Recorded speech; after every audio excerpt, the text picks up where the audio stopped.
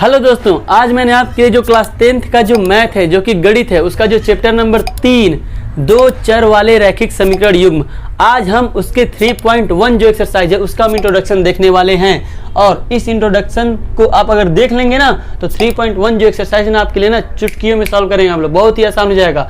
इसलिए देखिए इस इंट्रोडक्शन में हम लोग मेनली 3 चीजें देखने वाले हैं। पहला चीज क्या है कि आखिर ये दो चर वाले रैखिक समीकरण युग्म होते कैसे हैं, ठीक है ना। और बाकी जो दूसरा और तीसरा है, जिसमें से तीसरा सबसे ज्यादा मोस्ट इंपॉर्टेंट चीज है, ठीक है ना, उसको देखकर ही आप लोग जाइएगा, ठीक है। ठीक है, तो देखते हैं हम लोग पहला क्या है कि दो चर वाले रैखिक समीकरण युग्म होते क्या है आखिर, ठीक है। तो लिख देते हैं यहाँ पे हम,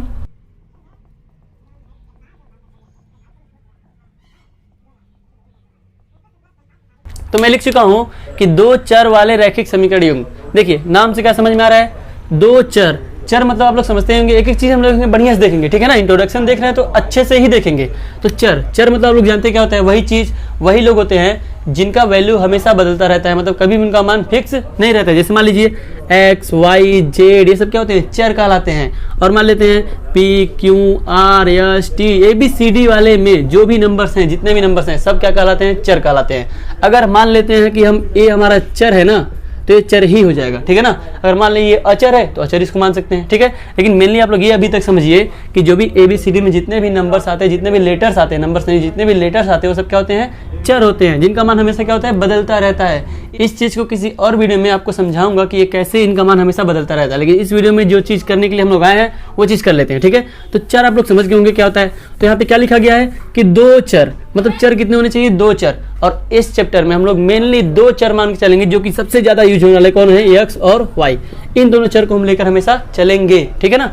तो दो चर वाले रैखिक समीकरण।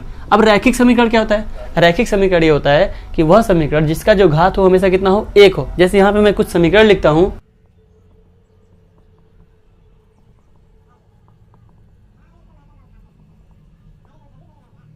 यहाँ पे मैंने 3 समीकरण लिखा, ठीक है।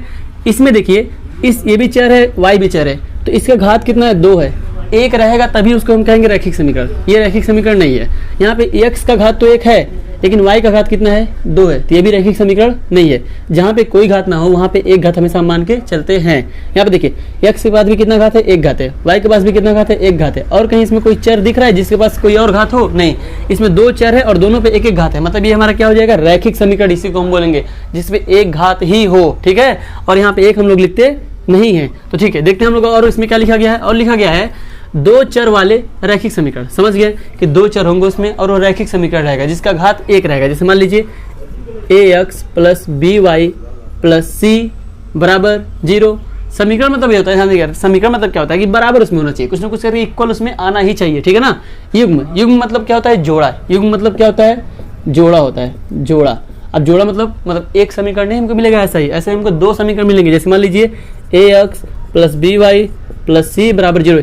ये इस रैखिक समीकरण युग्म का मानक रूप होता है। मानक रूप क्या होता है, ये मानक रूप होता है ये, ठीक है। और इसमें ये जो a होता है, या जो b होता है, या जो c होता है, ये तीनों चर नहीं होते हैं। यहाँ पे कोई ना कोई नंबर होता है। जैसे मान लीजिए यहाँ पे हमें अभी भी लिखा था कि 3x प्लस 5y बराबर, या तो मान लेते हैं प्लस 6 बराबर 0, ऐसे लिख दिया। तो यहाँ पे देखिए a की जगह पर क्या है, a 3 है, और b की जगह पर कितना लिखा हुआ है, 5 लिखा हुआ है, c की जगह कितना लिखा हुआ है, 6 लिखा हुआ है। बाकी x की जगह पे तो x ही है, y की जगह पे तो y ही है, बराबर की जगह बराबर है, 0 की जगह पे 0 है। तो ऐसा कुछ इसका रूप होता है। मतलब a और b और c ये हमेशा क्या रहेंगे, नंबर ही रहेंगे, और x और y क्या रहेगा, हमारा चर होगा, ठीक है ना। अब हम देखते हैं, इसको इरेज करते हैं, ज्यादा गाजीबाजी हो गया यहाँ पे। अब हमारे पास दिक्कत आती है, जब भी हमारे पास 2 समीकरण आते हैं तो दिक्कत क्या आती है, ये एक समीकरण यहाँ पे हो गया, एक समीकरण यहाँ पे हो गया, तो इन लोगों को हम अलग दिखाने के लिए, एक ही जैसे दोनों दिखाई देते हैं, अलग दिखाने के लिए क्या करते हैं ना, इसमें जो अचर होते हैं, अचर मतलब जो ABC है, इस पे 1 1 लिख देते हैं कि हाँ भाई ये पहले वाले समीकरण के हैं, और A और B इस पे क्या लिख देते हैं 2 2 कि ये दूसरे वाले समीकरण के हैं, ठीक है ना। तो ऐसे ही समीकरण होते हैं। अब इस वीडियो का जो सेकंड पार्ट हम लोग जानने वाले हैं वो भी इंपॉर्टेंट है, लेकिन थर्ड वाला पार्ट सबसे ज्यादा इंपॉर्टेंट है, ठीक है। तो अब वीडियो को पूरा देख कर ही जाइएगा, क्योंकि मिस मत कीजिएगा एक भी स्टेप, नहीं तो आपको क्वेश्चन समझ में नहीं आने वाले हैं, ठीक है ना। तो इस वीडियो का जो सेकंड पार्ट है उसमें हम लोगों को ऐसे कुछ समीकरण दिए गए रहेंगे, और ऐसे 2 ही समीकरण दिए रहेंगे, और फिर इसका भी हमें 2 हल निकालना होगा और इसका भी हमें 2 हल निकालना होगा। 2 हल मतलब 2 सोल्यूशन इंग्लिश में बोलते हैं इसको, ठीक है। तो सोल्यूशन हम कैसे निकालते हैं, ये चीज़ बहुत ही ज़्यादा इंपॉर्टेंट है। और इसके बाद जो थर्ड पार्ट है वो इससे भी ज़्यादा इंपॉर्टेंट है, उसको आप लोग देख कर ही वीडियो पे जाइएगा, ठीक है ना। तो देखते हैं हम इसका हल कैसे निकालते हैं। तो हल निकालने के लिए हम क्या करेंगे, यहाँ पे एक टेबल बनाएंगे। टेबल बहुत ईजी होता है, ऐसे करके ऐसे बना लेंगे, 3 लाइन इसमें होगा, ऐसे इधर भी इसके नीचे भी टेबल बन जाएगा, आसान है। बन गया टेबल। यहाँ पे इसमें हम x लिख लेंगे, इसमें y लिख लेंगे, इसमें भी x लिख लेंगे, इसमें y लिख लेंगे, ठीक है। अब हम क्या करेंगे, इस वाले समीकरण में कहीं रफ पे किनारे, इसमें नहीं, फेयर पे नहीं, रफ पे हम क्या करेंगे, रफ पे क्या करेंगे, इसमें x यहाँ पे क्या रखेंगे 0, जहाँ x यहाँ पे क्या रखेंगे 0, तो y का मान निकलेगा। तो रखते हैं यहाँ पे, अगर हम x यहाँ पे 0 रख दें तो प्लस 2y - 4 बराबर 0। अगर हम 0 कोई मतलब है नहीं तो छोड़ सकते हैं इसको, तो 2y -4 क्या हो जाएगा, +4 हो जाएगा। तो y बराबर कितना निकल के आएगा, 2 निकल के आएगा। तो y का मान 2 हो जाएगा, ऐसे लिख देंगे, बस काम खत्म, और कुछ नहीं है। ऐसे अगर हम एक बार हमको क्या करना है, x बराबर 0, एक बार हमको क्या करना है, y बराबर 0 रखना है, तो y जहाँ यहाँ पे एक बार 0 रख दीजिए। फिर रफ पे कहाँ आ जाइए, रफ पे क्या करेंगे, जहाँ y वहाँ पे 0 रखेंगे, तो x प्लस 2 गुणे y जहाँ क्या रहेगा 0, फिर -4 बराबर 0। तो ये जो 2 के साथ 0 का गुणा होगा तो पूरा पूरा क्या हो जाएगा, 0 हो जाएगा। बचेगा हमारे पास x -4 बराबर 0, x को अकेले करेंगे -4 हो जाएगा तो +4 हो जाएगा, ठीक है। तो यहाँ पे x जहाँ कितना आएगा 4 हो गया। देखिए इस समीकरण का एक हल, ये एक लाइन में, एक लाइन वाला ये हल है एक, और एक हल ये वाला है, 2 हल निकल गया। अब इसे सेम इसका भी हम हल निकालेंगे। तो इसमें भी हम लोग क्या करेंगे, x यहाँ पहले क्या रखेंगे 0, जैसे हम लोग x यहाँ पे 0 रखेंगे तो 2 का साथ 0 में गुणा होगा तो पूरा पूरा क्या हो जाएगा, पूरा 0 हो जाएगा ये वाला। फिर प्लस 4y बचेगा और -12 बचेगा बराबर 0 बचेगा। अब हम क्या करेंगे, 0 के मतलब है नहीं, हटा सकते हैं, 4y को अकेले करेंगे, 12 को उधर भेजेंगे तो +12 हो जाएगा। y बराबर कितना निकल के आएगा, 3 आएगा। जैसे हम लोग x बराबर 0 रखें तो y बराबर कितना आ गया, 3 आ गया। अब हमें क्या करना है, y बराबर 0 रखना है। तो जैसे हम लोग y बराबर इसमें 0 रखेंगे तो ये पूरा का पूरा पार्ट क्या हो जाएगा, 0 हो जाएगा। जैसे कि 2x प्लस 4 का y, मतलब y यहाँ क्या रखेंगे 0 रखेंगे तो पूरा क्या हो जाएगा 0, फिर -12 बराबर क्या हो जाएगा 0। अब 0 का कोई मतलब है नहीं तो हमारे पास बचेगा कौन, 12। तो 2x को अकेले करेंगे और -12 उस तरफ जाएगा तो क्या हो जाएगा +12। x बराबर कितना निकल के आएगा, 6 निकल के आएगा। तो x 6 आ गया। सेम यही कहानी हमको हर एक समीकरण में करना है। एक बार x बराबर 0 रखेंगे तो y का मान निकल जाएगा, फिर y बराबर 0 रखेंगे तो x का मान निकल जाएगा। 2 हल कंप्लीट हो गया। इसका भी सेम, x बराबर 0 तो y का मान निकलेगा, फिर y के जगह 0 रख दीजिए तो x का मान निकल जाएगा। ये भी कंप्लीट। ऐसे हम लोग 2 हल पता करते हैं। अब हम आते हैं वीडियो के थर्ड पार्ट पे, जो कि वेरी वेरी इंपॉर्टेंट पार्ट है, जो कि हम ग्राफ पर कैसे इनको दिखाएंगे। इन हल को ग्राफ पर दिखाना बहुत ही ज्यादा, इस चैप्टर का जो 3.1 है उसका मोस्ट इंपॉर्टेंट पार्ट है। ग्राफ पे हम कैसे दिखाएंगे, तो ग्राफ पे दिखाने के लिए हम करते हैं, इसको इरेज कर देते हैं। तो जो हमने हल निकाला था दोनों समीकरण का, उनका हल मैं यहाँ पे ऊपर लिख दिया हूँ, ठीक है। एक 0 और 2 आया था एक हल, एक 4 और 0 आया था। एक इसमें क्या हल आया था, 0 और 3, 6 और 0। ऐसे कभी भी मत आप कीजिए कि 0 और 6 हल है, 3 और 0, ऐसे नहीं। ऐसे लाइन से पहले x का एक लेना, फिर एक y का, 0 और 3, फिर x का 6, y का 0। यहाँ पे x का 0, y का 2, x का 4, y का 0। तो आप इस चीज़ का जो हमारा वीडियो का जो थर्ड पार्ट है ना, कि इसको हम ग्राफ पे कैसे दिखाते हैं, वो चीज़ हम लोग जानने वाले। बहुत ही ज़्यादा इंपॉर्टेंट चीज़ है, ठीक है। इसको देखकर ही आप लोग जाइएगा। देखिए ग्राफ के लिए हम सबसे पहले क्या करेंगे, देख लेंगे, हम एक ग्राफ बना लेंगे ऐसे। ये इसको हम बोलते हैं y अक्ष। देखिए इंपॉर्टेंट समझ जाएंगे आप लोग, बहुत अच्छे समझेंगे इस बस इसको देखिएगा पूरा अच्छे से वीडियो को। देखिए ग्राफ है, देखिए ये y अक्ष है, ये हमारा x अक्ष है। इसको हम लोग क्या बोलते हैं, x अक्ष बोलते हैं। आप लिख देते हैं x अक्ष इसको बोला जाता है, और इसको हम लोग क्या बोलते हैं, y अक्ष इसको बोलते हैं, ठीक है ना। y अक्ष और x अक्ष। और यहाँ पे होता है, इसको हम क्या बोलते हैं, o से दिखा दे, इसको हम बोलते हैं मूल बिंदु। क्या बोलते हैं, मूल बिंदु।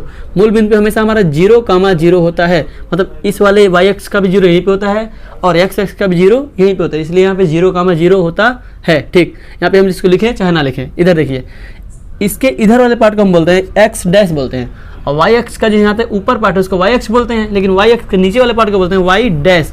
अब क्यों डैश बोलते हैं उसका भी मतलब समझिए। देखिए जो x अक्ष होता है इस पे प्लस वाले होते हैं, जैसे मान लीजिए +1 हो गया, +2 हो गया, +3, +4, +5, +6 ऐसे तक जाता है। और इधर जो होता है, इधर माइनस में जाता है, वही चीज़ रहेगा लेकिन माइनस में, -1, -2, -3, -4, -5, -6, ठीक है। ऐसे ऊपर देखिए माइनस, यहाँ पे प्लस होगा, 1, 2, 3, 4, 5, 6, और नीचे माइनस में होगा तो -1, -2, -3, -4, -6। और आप लोगों को एक चीज़ बता दें कि 1, 2, 3, 4, 5, 6 मैं उधर लिखा हूँ, अब चाहे तो इधर लिख सकते हैं। अब मैं क्यों 6 तक गया हूँ, 6 तक ही क्यों लिखा हूँ मैं, इसलिए लिखा हूँ क्योंकि ये जो मैं हल निकाला हूँ इसमें हाईएस्ट कितना गया है, हाईएस्ट 6 तक ही गया है ना, इसलिए मैं 6 तक लिख दिया हूँ ग्राफ पे। अगर हाईएस्ट हमारा 10 तक जाता तो 10 तक लिखते, अगर हाईएस्ट हमारा 100 तक जाता तो 100 तक लिखते, लेकिन 100 तक हम ऐसे थोड़ी लिखते 1, 2 करके। 100 तक हम कैसे लिखते हैं, ऐसे लिखते 10, 20, 30, 40, 50, 60 ऐसे लिखते 100 तक, ठीक है ना। तो जरूरी नहीं कि आप 1, 2 करके ही लिखे। अगर मान लीजिए आपका ग्राफ में हाईएस्ट नंबर गया है 50 तक, तो 50 तक गया तो जरूरी नहीं कि 1, 2, 3, 4, 5, 50 तक लिखिए। अब ऐसे भी लिख सकते हैं 5, 10, 15, 20, 25, 30। अगर इस पे आप लोग 5, 10, 15, 20 लिख रहे हैं तो इधर भी 5, 10, 15, 20 रहेगा, इस पे भी रहेगा सेम, इस पे भी रहेगा सेम, ऐसे लिख सकते हैं आप लोग, ठीक है ना। इस पे आप लोग कंफ्यूज मत होइएगा, ठीक है ना। कभी भी आप लोगों को ज़्यादा अगर नंबर लिखने के लिए आए तो आप गुणा में लिख दीजिएगा। अगर मान लीजिए आ गया 300 तक लिखने के लिए तो लिख दीजिए 50, 100, 150, 200, 250, 300, काम खत्म, ऐसे लिख दीजिएगा, ठीक है। तो इसमें हम लोग इन दोनों को हमें दिखाना है इस पे, तो कैसे हम दिखा सकते हैं, देखिए बहुत ही ईजी होता है। पहले देखिए, पहला हल क्या था, x के जगह पे 0, मतलब x पे 0, कहीं जाना नहीं, x पे 0 रहना है, और y पे कितना जाना है, 2 जाना है। तो देखिए x ये वाला है x अक्ष, y अक्ष ये वाला है, तो x अक्ष पे नहीं जाना है, 0 मतलब नहीं जाना है, छोड़ दीजिए। y अक्ष पे 2 जाना है, तो y अक्ष पे 2 कहाँ मिलेगा, ये 2 क्या है, प्लस में है ना, तो प्लस में 2 तो इधर तो मिलेगा नहीं हमको, प्लस में 2 यहाँ पे मिलेगा, तो यहाँ पे हमारा ये वाला पॉइंट मिलेगा, ये वाला पॉइंट। इसका नाम लिख दीजिए। नाम हम कैसे लिखते हैं, हमेशा पहले x वाला लिखते हैं, हमेशा फिर y वाला लिखते हैं, हमेशा पहले x फिर y, वो भी ब्रैकेट के अंदर, ऐसे कुछ ब्रैकेट के अंदर। पहले इसमें x वाला कितना था, 0 था, और फिर कामा y वाला कितना था, 2 था, ऐसे लिखते हैं, ठीक है। अब ये वाला हल देखिए कहाँ पे जाएगा, x अक्ष पे 4 जाना है, तो x अक्ष पे 4 इधर तो नहीं मिलेगा, इधर तो माइनस होता है, इधर मिलेगा, x अक्ष पे 4 यहाँ पे मिलेगा, और y पे 0 मतलब y पे नहीं जाना है, ठीक है। तो 4 यहाँ मिलेगा, तो ध्यान से इसको हम कैसे लिखेंगे, पहले x वाला कितना था, 4 था, देखिए यहाँ पे, फिर y वाला कितना था, 0 था, तो y वाला कामा लगा के 0 लिख देंगे, इतना कंप्लीट। अब इन दोनों को एक रेखा से मिला देंगे, एक रेखा से, इसको इंचल रख के, इंचल से बढ़िया से इसको ऐसे मिला देंगे, इंचल से मिलाने के बाद इस समीकरण के ऊपर इसका नाम लिख देंगे। ये किस समीकरण से हम खींचे हैं, इस वाले समीकरण से, इसका नाम लिख देंगे, क्या है ये, x + 2y - 4 = 0 का ये समीकरण है, ठीक है ना। ये ग्राफ है तो ये तीर लगा देंगे, क्योंकि ये जाते ही जाएगा, रुकेगा नहीं, तीर का मतलब इधर भी जाते रहेगा और इधर भी जाते रहेगा। सेम यही कहानी में यहाँ पे भी करना है। क्या करना है कि x जहाँ कितना 0, मतलब x पे जाना ही नहीं है, y पे 3 जाना है, तो y पे 3 तो हमें यहीं मिलेगा, यहाँ पे मिलेगा, देखिए यहाँ पे मिलेगा, मतलब दोनों खत्म, ये भी खत्म, ये भी खत्म, हम मिला पहुंचे यहाँ पे, x पे नहीं गए, 0 गए, और y पे 3 चले गए, यहाँ पे पहुंच गए, तो यहाँ पे पहुंच गए, तो हम यहाँ पे क्या लिखेंगे कि ये कौन सा पॉइंट है, ये है पहले x वाला 0, फिर कामा, फिर y वाला कितना रहेगा 3, ये 0,3 है। अब ये सेकंड वाला देखिए, x पे 6 जाना है और y पे जाना ही नहीं है, तो y पे नहीं जाएंगे, x पे 6 कहाँ मिलेगा, यहाँ पे हमको मिलेगा x पे 6। अब यहाँ पे हम क्या करेंगे, ये हमारा क्या है, पहले x वाला कितना है 6, हमेशा पहले x वाला फिर y वाला कितना है, यहाँ पे 0 है, ठीक है। अब एक पॉइंट हमको यहाँ मिला था, एक पॉइंट यहाँ मिला था, इन दोनों को हम एक रेखा से मिला देंगे, इंचल रखे बढ़िया से मिलाएंगे, ठीक है ना। तो हमारे पास इंचल नहीं, हम ऐसे मिला देते हैं, ऐसे इन दोनों को ऐसे मिला देंगे हम लोग, मिला दिया, ठीक। इसको वैसे दिखा देंगे, ऐसे तीर दिखा देंगे, मिल गया। अब इसके ऊपर इसका समीकरण लिख दीजिए, किसका है ये, 2x + 4y - 12 = 0।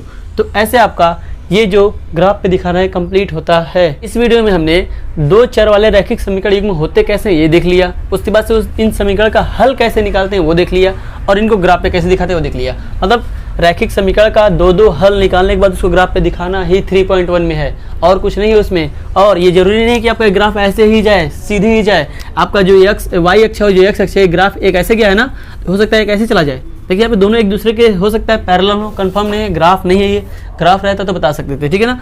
हो सकता है कि y अक्ष x अक्ष पे ऐसे चले जाए, एक ऐसे गया है तो एक इधर से आए, नीचे से आए, कुछ भी हो सकता है, ठीक है ना। अब मैं आपको एक घर पे करने के लिए होमवर्क देता हूँ, आप इस क्वेश्चन को जरूर घर पे ट्राई कीजिएगा। तो अब ये जो आपका क्वेश्चन है, ये आपका होमवर्क है, ठीक है ना। आप इसको सॉल्व कीजिएगा, उसके बाद से कमेंट करके बताइएगा कि आपको ये क्वेश्चन ऐसे ही आपको करना है, ठीक है। पहले 2 हल निकालना है, उसके बाद आपको ग्राफ पे दिखा देना है, ठीक है। इसके बाद से मिलते हैं हम लोग 3.1 के सोल्यूशन में। तब तक के लिए थैंक्स फॉर वॉचिंग।